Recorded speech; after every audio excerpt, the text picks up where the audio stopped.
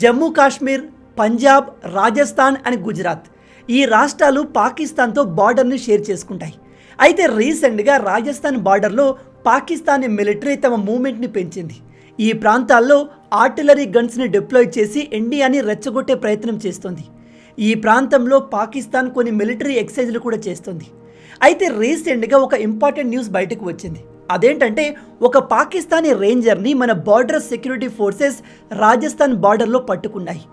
Ranger అంటే మన బార్డర్ని సేఫ్గా ఉంచేందుకు ఇండియాలో బార్డర్ సెక్యూరిటీ ఫోర్సెస్ ఎలా అయితే ఉంటాయో పాకిస్తాన్లో రేంజర్స్ ఉంటారు. అయితే ఒక పాకిస్తానీ రేంజర్ ఇండియన్ బార్డర్లోకి వచ్చేసాడు. ఇతను మిస్టేక్లో వచ్చాడా, కావాలని ప్లాన్ చేసి వచ్చాడా, బార్డర్ ఏరియాలో స్పై చేస్తున్నాడనే విషయం ఇంకా బయటకు రాలేదు.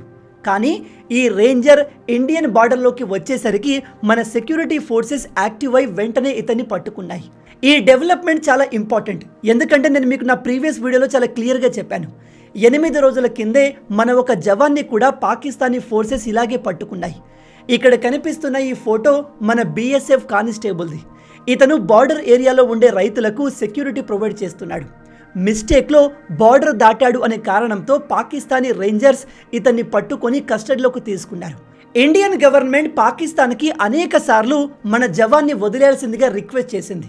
ఎందుకంటే ఇక్కడ మన జవాన్ బార్డర్లో తన డ్యూటీని చేస్తున్నాడు. స్పై చేయడం కానీ స్మగ్లింగ్ చేయడం కానీ చేయట్లేదు.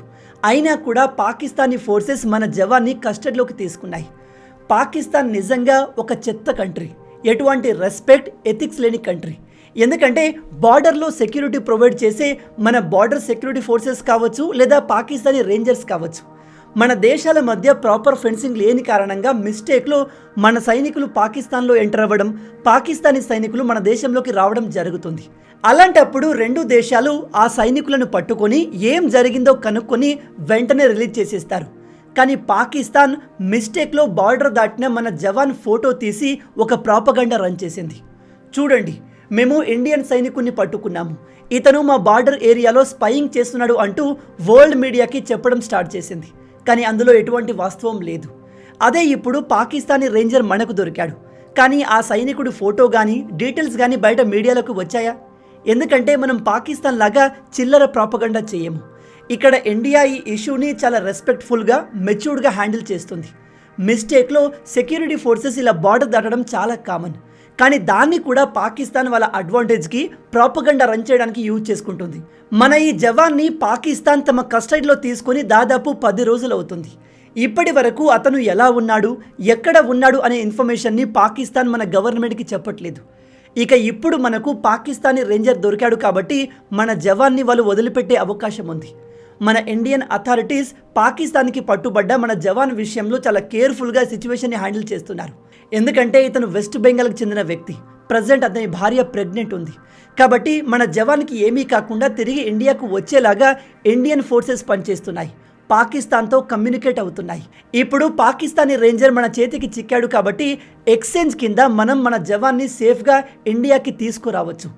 ఇంకో ఇంట్రెస్టింగ్ విషయం ఏమిటంటే రీసెంట్గా ఒక న్యూస్ బయటకు వచ్చింది.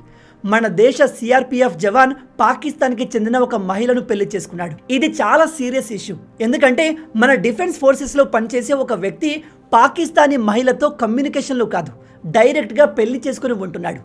అంటే ఆమె ఇతని నుంచి మన డిఫెన్స్ ఫోర్సెస్కి సంబంధించిన సెన్సిటివ్ ఇన్ఫర్మేషన్ తెలుసుకునే అవకాశం ఉంది. బహుశా ఇతని భార్య ఒక స్పై కూడా కావచ్చు. అందుకే ఈ విషయం బయటకు వచ్చిన వెంటనే మన డిఫెన్స్ ఫోర్సెస్ ఆ CRPF జవాన్ని ఉద్యోగం నుంచి తొలగించేశాయి. ఎందుకంటే ఇతను గవర్నమెంట్కి ఇన్ఫార్మ్ చేయకుండా ఒక పాకిస్తానీ అమ్మాయిని పెళ్లి చేసుకున్నాడు. ఇది మన డిఫెన్స్ రూల్స్ అండ్ రెగ్యులేషన్స్కి అగేన్స్ట్ అవుతుంది. కానీ ఇప్పుడు ఇతను చెప్పేది ఏమిటంటే నేను గవర్నమెంట్కి ఇన్ఫార్మ్ చేసే పెళ్లి చేసుకున్నాను, నన్ను ఉద్యోగం నుంచి తొలగించడం అన్యాయం, నేను దీనిపై కోర్టుకు వెళ్తాను అని చెప్తున్నాడు. ఎక్కడికి వెళ్ళినా మళ్ళీ ఉద్యోగం వచ్చే అవకాశం లేదు. ఎందుకంటే ఇతని భార్య కోసం మన దేశ సెక్యూరిటీని పణంగా పెట్టలేము. ఇక ఇండియా పాకిస్తాన్ మధ్య ఈ టెన్షన్ ఎప్పటి వరకు ఉంటుంది? అసలు ఇండియా పాకిస్తాన్ పైన అటాక్ చేస్తుందా లేదా అనే విషయానికి వస్తే ఇక్కడ మన ఇండియా చాలా తెలివిగా ఒక్క బుల్లెట్ కాల్చకుండా పాకిస్తాన్ని మట్టి కరిపించే పనిలో ఉంది. ఆల్రెడీ మనం ఇండస్ వాటర్ని ఆపేశాం. ఆ తర్వాత ఆ దేశంలో ట్రేడ్ మొత్తాన్ని ఆపేశాం. ఎసెన్షియల్ గూడ్స్ అయిన మెడిసిన్స్ని కూడా కంప్లీట్గా ఆపేశాం. మనం పాకిస్తాన్తో ట్రేడ్ని ఆపేయడం వల్ల మనకు ఎటువంటి నష్టం ఉండదు. కానీ పాకిస్తాన్ అండ్ అక్కడి ప్రజలు సివియర్గా ఎఫెక్ట్ అవుతారు. మన మెడిసిన్స్ పాకిస్తాన్కి చేరకపోతే ఆ దేశ వైద్య వ్యవస్థ ఆగిపోతుంది. ఎందుకంటే మనలాగా తక్కువ కాస్ట్లో నాణ్యమైన మెడిసిన్స్ని ప్రపంచంలో ఏ దేశం అందించదు. ఈవెన్ ఈ విషయంలో చైనా కూడా పాకిస్తాన్కి హెల్ప్ చేయలేదు. ఇలా ఆర్థికంగా సైకలాజికల్గా ఇండియా ఆల్రెడీ పాకిస్తాన్ని ఓడించేసింది. ఇక డైరెక్ట్గా పాకిస్తాన్పై మిలిటరీ యాక్షన్ ఎప్పుడు తీసుకుంటాము అంటే ఇండియా ఖచ్చితంగా పాకిస్తాన్ పైన మిలిటరీ యాక్షన్ తీసుకుంటుంది, అందులో డౌటే లేదు. కానీ వెంటనే తీసుకోకపోవచ్చు. ఎందుకంటే మీరు కాస్త హిస్టరీని చూస్తే 2016లో ఊరి అటాక్ జరిగింది. అప్పుడు మన ఇండియా దాదాపు 10 రోజుల తర్వాత సర్జికల్ స్ట్రైక్ చేసింది. 2019లో పుల్వామా దాడి జరిగింది. అప్పుడు మనం దాదాపు 11 రోజుల తర్వాత బాలాకోట్లో ఎయిర్ స్ట్రైక్ చేశాం. పీఓకే అండ్ పాకిస్తాన్ ఏరియాలో మన ఎయిర్ ఫోర్సెస్ దాడులు చేశాయి. అయితే ఈసారి ఇండియా ఎప్పుడూ లేనంతగా పాకిస్తాన్పై సివియర్గా యాక్షన్ తీసుకోబోతుంది. ఈసారి ఇండియన్ నేవీయే పాకిస్తాన్ పైన అటాక్ చేసే అవకాశం ఉంది. ఎందుకంటే దానికి సంబంధించిన ప్రిపరేషన్స్ ఆల్రెడీ జరుగుతున్నాయి. కొన్ని నేవల్ ఎక్సర్సైజ్లు కూడా జరిగాయి. ప్రజెంట్ ఇండియా పాకిస్తాన్తో కంప్లీట్ రిలేషన్స్ని, కాంటాక్ట్స్ అన్నిటినీ క్లోజ్ చేసేసింది. అండ్ రీసెంట్గా ఆ దేశంలోని పెద్ద పెద్ద సెలబ్రిటీలు, క్రికెటర్స్, ఈవెన్ ఆ దేశ prime minister social media handles అన్నిటినీ ఇండియా బ్యాన్ చేసేసింది.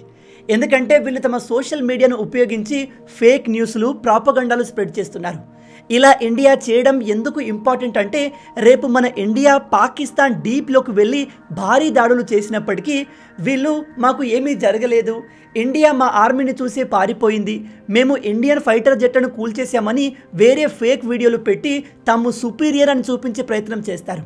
లాస్ట్ టైం ఇండియా పాకిస్తాన్పై సర్జికల్ స్ట్రైక్ చేసి అక్కడి ఉగ్రవాదుల చాలా స్థావరాల్ని నేలమట్టం చేసినప్పటికీ పాకిస్తాన్ ఏమో అలాంటిదేమీ జరగలేదు, అసలు మాకు ఎటువంటి నష్టం రాలేదు, ఇండియా అబద్ధం చెప్తుంది అంటూ మనపైనే ప్రాపగండా రన్ చేశారు. ఈసారి కూడా పాకిస్తాన్ మళ్ళీ ఇలా చేసే అవకాశం ఉంది. ఎందుకంటే వాళ్ళు ఓపెన్గా మా దగ్గర ఉగ్రవాదులు ఉన్నారని ఒప్పుకోరు. మనం వాళ్ళపైన ఎంత హెవీగా దాడి చేసినప్పటికీ పరువు కాపాడుకోవడం కోసం మా పైన ఎటువంటి దాడి జరగలేదు, మేమే ఇండియన్ ఫోర్సెస్ని మట్టి కరిపించామంటూ గొప్పలు చెప్పుకుంటారు. అందుకే ఈసారి ఇండియా ప్రాపర్ ప్లానింగ్ అండ్ ప్రిసిషన్తో పాకిస్తాన్కి దెబ్బ కొట్టాలని చూస్తుంది. ఈసారి ఇండియా కొట్టే దెబ్బకు పాకిస్తాన్ విలవిల్లాడిపోవాలి. ఆల్రెడీ పాకిస్తాన్ ఫైనాన్షియల్గా బ్లీడ్ అవుతుంది. ఏ దేశం కూడా వాళ్ళకు సపోర్ట్గా రావట్లేదు, ఒక్క చైనా తప్ప. మనం ప్రజెంట్ పాకిస్తాన్ని ఎప్పుడు ఎలా కొడితే హట్ అవుతుందో ఆ టైం కోసం వెయిట్ చేస్తున్నాము. ఇది ఒక బెస్ట్ స్ట్రాటజీ. ఎందుకంటే మనం ఎంత వెయిట్ చేస్తే పాకిస్తాన్ తమ మిలిటరీ పైన అంత ఎక్కువ డబ్బును ఖర్చు చేస్తుంది. ఎందుకంటే మిలిటరీని ఒక ప్రాంతం నుంచి ఇంకో ప్రాంతానికి ట్రాన్స్ఫర్ చేయడానికి, వెపన్స్ని ట్రాన్స్ఫర్ చేయడానికి భారీగా ఖర్చు అవుతుంది. మిలియన్స్ ఆఫ్ డాలర్స్ ఖర్చు అవుతాయి. అండ్ ప్రజెంట్ పాకిస్తాన్ తమ శక్తిని మనకు చూపడానికి బార్డర్ ఏరియాలో మిలిటరీ ఆపరేషన్ చేస్తుంది, ఎక్సర్సైజ్లు చేస్తుంది. ఇవి చేయడానికి కూడా మిలియన్స్ ఆఫ్ డాలర్స్ ఖర్చు అవుతాయి. మనం ఎంత ఎక్కువ సమయం వెయిట్ చేస్తే పాకిస్తాన్ అంత డబ్బును లాస్ అవుతుంది. అసలే పాకిస్తాన్ ఆర్థిక పరిస్థితి దారుణంగా ఉంది. వీళ్ళు ఇండియా ఎప్పుడు అటాక్ చేస్తుంది అని వెయిట్ చేస్తూ తమ మిలిటరీని యాక్టివ్గా ఉంచే ప్రయత్నంలో చాలా డబ్బును కోల్పోతారు. రీసెంట్గా వచ్చిన రిపోర్ట్స్ ప్రకారం పాకిస్తాన్ దగ్గర సరిపడా వెపన్స్, అమ్యునిషన్ కూడా లేదు. ఒకవేళ మన భారత్ యుద్ధం ప్రకటిస్తే పాకిస్తాన్ ఆ యుద్ధంలో 2-3 రోజుల కన్నా ఎక్కువగా నిలవలేదు. ఎందుకంటే యుద్ధం అంటేనే డబ్బు. అది లేకపోతే ఏ కంట్రీ కూడా ఎక్కువ కాలం యుద్ధంలో నిలవలేదు. ఎకానమీ వీక్గా ఉంటే ఆ దేశం దగ్గర డబ్బులు ఉండవు. డబ్బులు లేకపోతే అడ్వాన్స్ ఆయుధాలు కొనలేరు. అలాంటప్పుడు బార్డర్ దగ్గర సైనికుల్ని కోల్పోయి చివరికి ఓడిపోవడం తప్ప ఇంకేమీ చేయలేరు. ప్రజెంట్ పాకిస్తాన్ పరిస్థితి అలాగే ఉంది. అండ్ పాకిస్తాన్ ప్రజెంట్ ఇతర దేశాల దగ్గరికి వెళ్ళి ఇండియా మా పైన దాడి చేయబోతుంది అంటూ కంప్లైంట్ చేస్తుంది. అందుకని మనం వెంటనే అటాక్ చేయకుండా లేట్ చేస్తే పాకిస్తాన్కి సపోర్ట్ చెయ్యాలి అనుకునే దేశాలు కూడా తమ తమ పనుల్లో బిజీ అయిపోతాయి. ఇలా ఈ ఇష్యూ గురించి మీడియా కూడా మాట్లాడడం ఆపేశాక ఇండియా పాకిస్తాన్పై హెవీగా దాడి చేసే అవకాశం ఉంది. ఇక చైనా విషయానికి వస్తే ఇప్పుడైతే చైనా పాకిస్తాన్కి సపోర్ట్ని చూపిస్తుంది. కానీ ఆల్రెడీ చైనాయే హెవీ ఎకనామిక్ ప్రెజర్లో ఉంది. రీసెంట్గా ట్రంప్ చైనా పైన దాదాపు 235% టారిఫ్ని విధించాడు. దీని కారణంగా చైనాలో చాలా కంపెనీలు మూతపడుతున్నాయి. పెద్ద కంపెనీలు ఆ దేశం వదిలి వెళ్తున్నాయి. ఇలా ట్రంప్ని హ్యాండిల్ చేయడంలోనే చైనా గవర్నమెంట్ బిజీ అయిపోయింది. పాకిస్తాన్ని పట్టించుకునేంత టైం వాళ్ళ దగ్గర లేదు. ఓవరాల్గా ఇండియా ఎప్పుడు లేని విధంగా పాకిస్తాన్ పైన పెద్ద యాక్షన్ని ప్లాన్ చేస్తుంది. మీరు గమనించండి, 2016-19 టైంలో కూడా పాకిస్తాన్ ఉగ్రవాదులు మనపైన ఇలాంటి దాడులు చేశారు. ఆ సమయంలో కూడా మనం పాకిస్తానీ సెలబ్రిటీ సోషల్ మీడియా అకౌంట్స్ని బ్యాన్ చేయడం కానీ, ఇండియాలో ఉన్న పాకిస్తానీ సిటిజన్స్ అందరినీ దేశం వదిలి వెళ్ళిపోమని కానీ, ఇండస్ వాటర్ ట్రీటీని సస్పెండ్ చేయడం కానీ చేయలేదు. ఇండియా ఇలా చేసింది అంటే ఈసారి యాక్షన్ హెవీగా ఉండబోతుంది అని అర్థం. అయితే కొంతమంది ఇండియా పాకిస్తాన్ పైన దాడి చేయదు, అసలు యుద్ధం జరగదు అని చెప్తున్నారు. నిజమే, ఫుల్ ఫ్లెడ్జ్ యుద్ధం జరగకపోవచ్చు, కానీ ఖచ్చితంగా పాకిస్తాన్ పైన యాక్షన్ మాత్రం ఉంటుంది. ఆల్రెడీ పాకిస్తాన్ని ఇండియా ఎకనామికల్లీ, సైకలాజికల్లీ, డిజిటల్లీ అన్ని విధాల ప్రెజర్ చేసి బ్లీడ్ అయ్యేలా చేస్తుంది. త్వరలోనే పాకిస్తాన్ తను చేసిన పనులకు భారీ మూల్యాన్ని చెల్లించుకుంటుంది, అందులో డౌటే లేదు. కాబట్టి హోప్ని కోల్పోవద్దు. మన సెక్యూరిటీ ఫోర్సెస్ పైన నమ్మకం ఉంచండి. పాకిస్తాన్ చెప్పినట్టు 48 గంటల్లో 24 గంటల్లో మనం దాడి చెయ్యం. మనకు అనిపించినప్పుడు రైట్ టైం చూసే మన ఇండియన్ ఫోర్సెస్ యాక్షన్ తీసుకుంటాయి. అప్పటిదాకా మనం ఓపిక్గా వెయిట్ చేయడం బెటర్. అయితే మీ ప్రకారం మన భారత్ పాకిస్తాన్ పైన ఎటువంటి యాక్షన్ తీసుకుంటే బాగుంటుంది? ఎటువంటి యాక్షన్ తీసుకుంటే ఈ పాకిస్తానీ ఉగ్రవాద సమస్యకు పర్మనెంట్ సొల్యూషన్ దొరుకుతుంది? మీ ఆలోచనల్ని కింద కామెంట్లో చెప్పండి. మొత్తంగా ఇవి ఈ వీడియోకి సంబంధించిన పూర్తి విషయాలు. ఈ వీడియో మీకు నచ్చింది అనుకుంటున్నాను. నచ్చితే అలా ఊరికే చూసి వెళ్ళిపోకుండా వీడియోను లైక్ చేయండి. ఈ వీడియోకి నేను మీకు ఇచ్చే లైక్స్ టార్గెట్ 10,000 లైక్స్. చాలా ఈజీ, సింపుల్గా చేసేయండి. అలాగే ఇలాంటి మరిన్ని ఇంట్రెస్టింగ్ వీడియోస్ కోసం మన ఛానల్ని సబ్స్క్రైబ్ చేసి మమ్మల్ని సపోర్ట్ చేయొచ్చు కదా. ఇది మీకు కంప్లీట్లీ ఫ్రీయే, కానీ మీరు చేసే ప్రతి ఒక్క లైక్ అండ్ సబ్స్క్రిప్షన్ మాకు మరిన్ని వీడియోస్ చూడడానికి మోటివేషన్లా ఉంటుంది. కాబట్టి వీడియోని లైక్ చేసి ఛానల్ని సబ్స్క్రైబ్ చేయడం మర్చిపోవద్దు. రాబోయే వీడియోలో ఇంకో ఇంట్రెస్టింగ్ టాపిక్తో మళ్ళీ కలుద్దాం. అంటిల్ దెన్, జై హింద్.